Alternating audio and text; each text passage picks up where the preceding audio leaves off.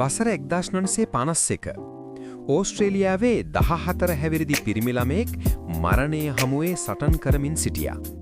ඔහුගේ පෙනහළු සැත්කමක් සඳහා නන්නාඳුනන මිනිසුන් ලබා දුන් රුධිරයේ ලීටර් 14ක් අවශ්‍ය වුණා.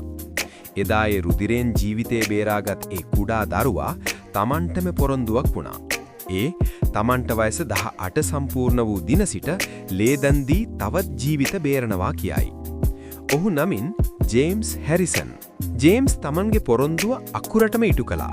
නමුත් ඔහුගේ රුධිරය පරීක්ෂා කළ වෛද්‍යවරුන් පුදුමයටපත් වුණා. ඔහුගේ රුධිරයේ ඉතා දුර්ලභ වර්ගයේ ප්‍රතිදේහයක් අඩංගු වී තිබුණා.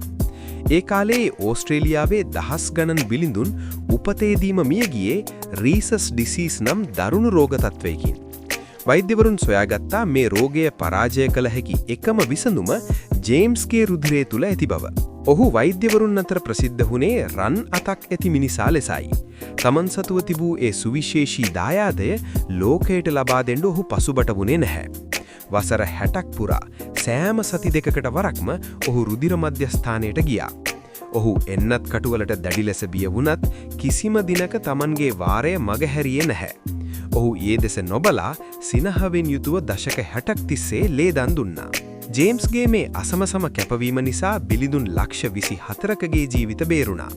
පුදුමයට කරුණු නම් ඔහුගේම දියණියට පවා සිය දරුවා බේරා ගැනීමට අවශ්‍ය වුණේ තමන්ගේ පියාගේම රුධිරයෙන් නිපද වූ ඇන්ටි-ඩී එන්නතයි.